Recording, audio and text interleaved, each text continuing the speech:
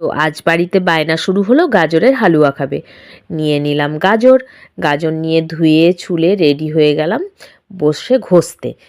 ঝিকঝিক ঝিকঝিক ঝিকঝিক ঝিকঝিক করে ঘষে নিতে হবে সবগুলো গাজরকে।